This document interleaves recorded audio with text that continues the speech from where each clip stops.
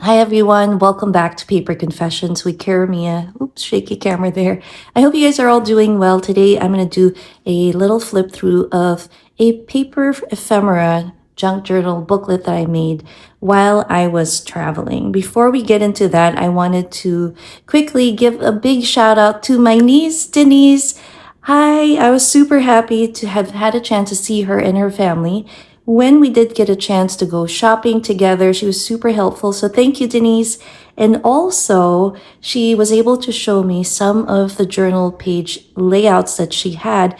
And she was so cute. She said, Auntie, I've started actually junk journaling. Now, I have been junk journaling for a while. I've been doing it for, I'd say, the last 7 years or even more without even knowing it. If you're like me, do you like to collect receipts, tickets, CD covers, posters, paper bags, gift wrap? Those are all types of paper ephemera that we all use for junk journaling. And through the years, I've seen an evolution of what junk journaling is. So for me, in the beginning, I had also shown a challenge where this is an example of a junk journal I had made mainly from the materials that we really would essentially throw away. This is a cover from the top of a tissue box. You can see this is texture from a lemon little container. This is tissue paper from gift wrapping and so on. We have the plastic bag over here. And then inside just have different pages, book pages, notebooks, all types of paper ephemera. So paper ephemera is basically any type of paper that was not intended to be kept for long times. They can be calendars, they can be boxes, packaging, they can be these items as well. These are lemon containers. And then we have, again, more boxes from our pantries. For junk journaling, this is an amazing tool to have because we have made these into covers. So I have used that. We also have napkins from restaurants, from parties. We use it for decoupaging, and using them, we have our coffee sleeves that we can use as pockets. We also have clothing tags. And this one's really cute. I like that it says Muse. You could definitely put stickers on that. And essentially, junk journaling is definitely upcycling these types of items and making it something new. Another example is this was made from all scraps of paper that I had, some wrapping paper that I've received, and this is an accordion style, and then using greeting cards, postcards, music sheets, and so on to make our accordion style journal. And I love it. And more recently, I had the paper bag junk journal, a larger form. I'm not gonna flip through this, but you can definitely check out that video. I will link it at the end of this video and show you what I ended up making. Now, in terms of the evolution of the junk journals that I've seen, just like Denise's, is basically taking a plain notebook and then creating layouts using tags, and then we got receipts and other items like stickers. It's a combination of different things, and I think it's also inspired by the Japanese travelers' notebooks, and I've done that for many years, and I think it's a wonderful aesthetic and I love it. So I thought I'd just combine the two. For this one, I had for my trip was all I had was this plain notebook. I knew I would be in a very tight schedule, and I rarely wouldn't have downtime to document and really create page layouts. And so this was used to make notations of some of the highlights of the trip, some of the most memorable times and moments with my friends and family, as a way of kind of using as a guide when I finally did have a chance to do page layout. So comment down below. Let me know if you do the same thing while traveling, or are you able to document things that you intend to do while you're traveling. So I'm going to show you some of the things that I have, there are these tags, coffee sleeves that I've collected as well. And for our trip, of course, we have our tickets. This was something when I went out to dinner with Denise's family, my cousin Claude. This was a placemat at this restaurant, El Corazon, Filipino Hispano cuisine. It's a Hispanic cuisine. We had paellas and all kinds of delicious meals. This was a restaurant, Tapa King. It's like a rice plate, Filipino rice plate, breakfast place that one of our friends had recommended. So this is another type of ephemera I got and cut out. This was from a paper bag of a pastry shop and so on. So I have random pieces here. We have a guide that I will be including in some of my other page layouts. And again, just a bunch of other cut aparts and pieces. Here's one where it was part of a snack. It is a tamarind candy and it's salted and it's almost done. And then I got some of my receipts. So what I ended up doing, I did not have any glue or scissors or paper. So these were the items I wanted to use for my junk journal. And so I went to a local school supply shop. It's called National Bookstore. And I just got some plain paper. I thought this was interesting. They called it Oslo paper. And really nice quality piece of paper. I got a pair of scissors that I would be able to give to my brother for his wife to bring home and use at her school where she works. And I thought I would get a punch hole and some ring binder clips. So this is what I ended up making for my little ephemera booklet. So as you can see, it's fairly thin and small and just perfect size, enough to document some of our notes and actually also collect some of the ephemera that I've seen while I was traveling.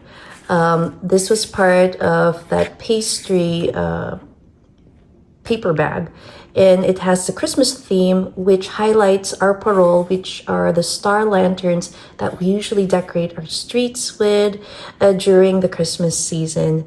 In the Philippines, they decorate as early as September, and it goes throughout the year until the end of the year, until early January. So this, as you can see, I put the placemat here, and I love the word corazon because it means heart, and I thought I would put it there. And then this was from the beautiful shop I had shared with you called Cultura. This was one of the tapes that they had used. And I simply put Philippines 2025. And then inside, I used a cardboard from one of the ephemera I got from one of the breakfast places, lined it with the placemat. This was actually from a pen set that I got from National Bookstore, so I thought it would make a great pocket for our stickers. We have I think this is a business card. We have an airline ticket, and then we have a receipt. I like the name Maya. I think it's one of their credit card processing places, and these were our breakfast coupons at the residence hotel that we stayed at in Manila called a Coroner Residence. It was really cool. And then on this side, we have our receipts for our bus that we took. It was a first class bus, which means an express bus. It's air conditioned and it does not do any stops. So they go all the way through, so it cuts down the time for the for the trip. And it also, you have a private lounge where you can sit and have some coffee and stay in cooler temperatures because it's usually very humid outside. So that's why they called it first class. And then they give you a little snack, which is water and a little cookie treat. So I thought that was really nice. And I like the fact that the bus has a maximum limit for its speed because sometimes there's no speed control, and they've known to have some accidents in the past, so they've done that. So I love that they've done that. But anyway, We have these two receipts, and then we go here, and then I wanted to just show an image showing the bakery and also the Christmas vibe in the Philippines. Now this one, balay, I think this one is from the central region. There's also another word in another dialect in the Philippines. Balay means house. And then, so I wanted to connect it with where we stayed because this was our temporary home while we were there. And this is the Connor residence. That's what the rooms look like. It had a small living room with a dining room. And then it had these two twin beds and also full-size bed. And then we have a little map.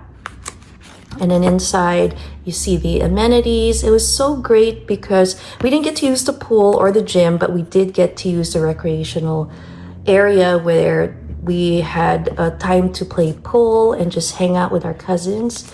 And then this one, for some reason, it's not showing on camera. Hopefully it shows you. It says Sunny's. So it's one of their local brands that makes makeup and sunglasses, among other things. So that was really fun to see as well. And then we have, this was a napkin holder and utensil container, and I made it into a pocket, and it's holding the Grab receipt. So instead of having DoorDash or Uber Eats, they have a service called Grab, and that's what they use. And so I attached some of the blank pages. I also saved this one. It was a really nice breakfast lunch cafe place, and that's the name of the place. They had really nice pastries, and their cronuts were, oh my gosh, to die for. It was really good. And then my brother had taken me to a place called Bangus, and Bangus means milkfish. And I wanted to keep the little menu so I would remember the names of the food and also the prices, just to remember how much it is so that if I ever visit, there's some kind of comparison. And since it's my brother's favorite, I wanted to keep it. And then over here, I have the carabao, which is an animal that has been in very much used in our agricultural lifestyle in the Philippines. For farmers, a carabao is so important. And then you have the coconut tree. So this was also from another paper bag that I had. Now this piece of paper was actually found in one of the zippered pouches that my sister, or my mom, sorry, had given me. And so I took it out and I said, this is perfect for a junk journal. You can still write on it. So I just attached it over here. We also tried some of the casa empanadas that we found at Unimart, which I will show you next time what that grocery shop looks like. So I thought I could write here, and then decorated this side of the page. And in here you can pull this out, and then you have Tapa King. I have a little side tuck here with a pocket using, this is one of the vendors. I had purchased some pearl earrings, and I thought I would keep that. And then we have the Tapa King menu, so that's what the rice plate looks like.